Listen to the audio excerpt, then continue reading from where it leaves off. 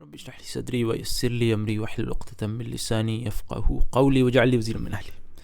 کیا آپ نے کبھی اس بات کو سوچا، اور کئی لوگوں نے سوچا ہوگا، جیسے جیسے عمر بڑھی یہ بار بار گہرے سوالات ذہن میں آتے ہیں کہ میں مسلم کیوں ہوں، میں مسلمان کیوں ہوں، اگر کیا میں مسلمان گھرانے میں پیدا ہوا صرف اس وجہ سے میں مسلمان ہوں، یا قرآن ہمارے گھر میں ہے، یہ اللہ کی کتاب کیوں ہے، دنیا کی سب سے بہترین کتاب کیوں ہے۔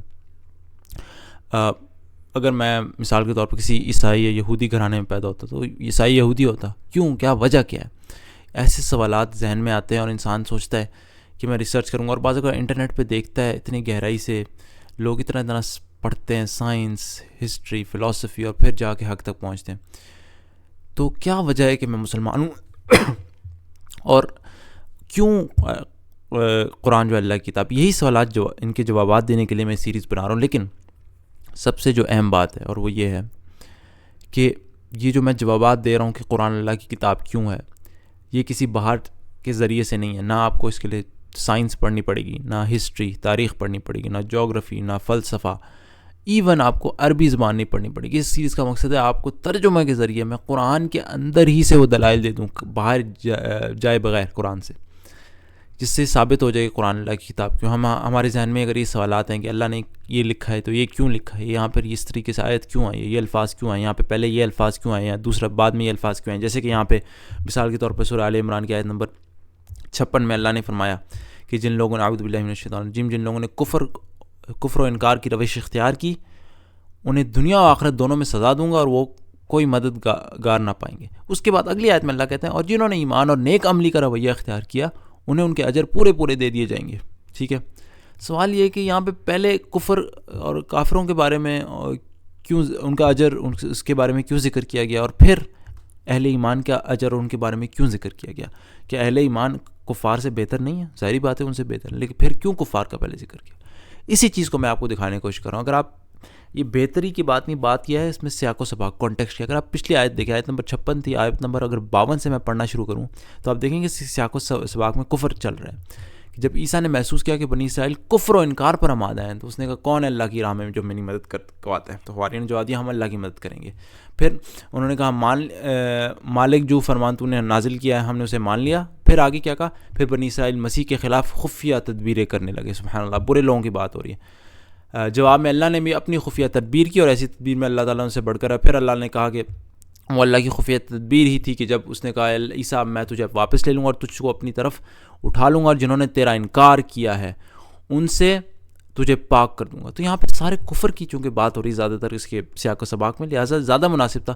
عجیب لگتا کہ کفر ایک دم سے کہتے ہیں اہل ایمان کو میں یہ اجر دوں گا، بات زبان لغت کے طور پہ بڑی عجیب سی ہو جاتی، لہٰذا پہلے زیادہ مناسب تھا کہ اہل کفر کا اجر اس کا ذکر کیا جاتا اور پھر اہل ایمان کا۔ سبحان اللہ، بالکل بات مناسب چل رہی۔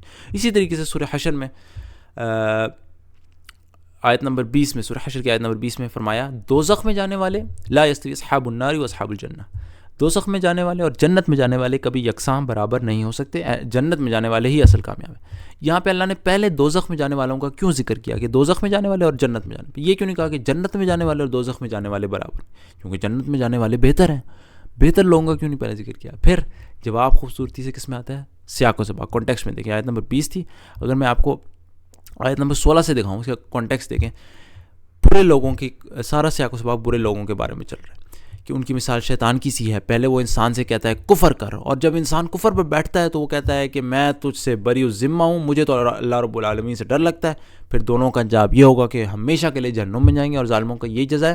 اے لوگ جو ایمان لائے ہو اللہ سے ڈرو، اور ہر شخص یہ دیکھے کہ اس نے کل کے لیے کیا سامان کیا ہے، اور ان لوگوں کی طرح نہ ہو جہاں جو اللہ کو بھول گئے تو اللہ نے انہیں خود اپنا نفس بلا دیا۔ سارے ایسے برے کاموں کا ذکر ہو رہا ہے، پھر اللہ نے کہا دوزخ میں جانے والے جنت میں جانے والے کبھی یکساں نہیں۔ کتنا غیر مناسب ہوتا زبان میں کہ برے کاموں کا ذکر ہو رہا ہے، ایک دم سے اللہ کہے جنت میں جانے والے، اور پہلے زیادہ مناسب تھا اللہ کہتا ہے دوزخ میں جانے والے جنت میں جانے والے یکساں نہیں، کیونکہ پہلے ذکر ہو رہا ہے دوزخ میں جانے والوں کا تو سیاق و سباق کے مطابق۔ اور ایون جنت میں جانے والا اللہ تعالیٰ نے بعد میں فرمایا، کیونکہ بعد میں جو آیت آ رہی ہے اس میں بھی اچھائی کی کسی ایک اچھے کریکٹرسٹک کا ذکر ہو رہا ہے۔ اگر ہم یہ قرآن کسی پہاڑ پر اتار دیتے تو ہم دیکھتے کہ وہ اللہ کے خوف سے دبا جا رہا ہے۔ اللہ کا خوف اہل جنت کی زیادہ نشانی ہے۔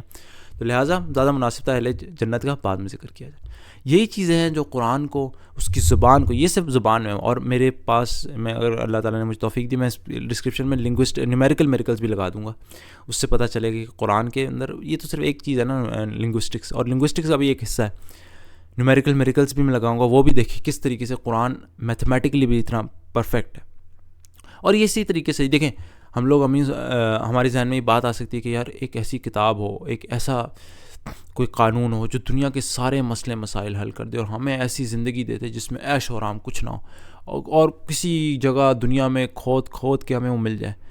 ہماری بدقسمتی یہ ہے کہ مسلمانوں کو کہیں جا کے کھود کے کتابیں نکالیں. گھروں میں ہزاروں کی تعداد میں ہر کسی کے گھر میں قرآن مجید موجود ہے، لیکن ہماری بدقسمتی کہ اس کو کھول کے دیکھنے کے بجائے تلاوت کر کے رکھ دیتے ہیں، اور بجائے اس کو کھول کے اس کو غور سے دیکھنے کے سارا وقت فلموں میں، ڈراموں میں، فضول انٹرٹینمنٹ میں ضائع کر دیتے ہیں.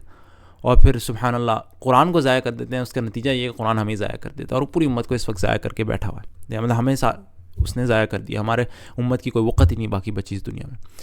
تو یہ دلائل قرآن میں بہت آسان ہے، لیکن اپنے اوپر سے وہ گندگی کا، وہ غلیظ قسم کی انٹرٹینمنٹ کا، فلموں کا، ڈراموں کا، گندگیوں کا، اس ساری گندگیوں کا غلاف اتاریں اور صحیح بات پہ واقعی آ جائیں سنسیئر ہو کے. تو انشاءاللہ اللہ تعالیٰ کوئی اتنا مشکل کام نہیں، بس یہ اپنے اوپر سے گندگی ہٹا دیں، انشاءاللہ اللہ تعالیٰ رستے کھولے گا، اپنے دل کو صاف کر لیں.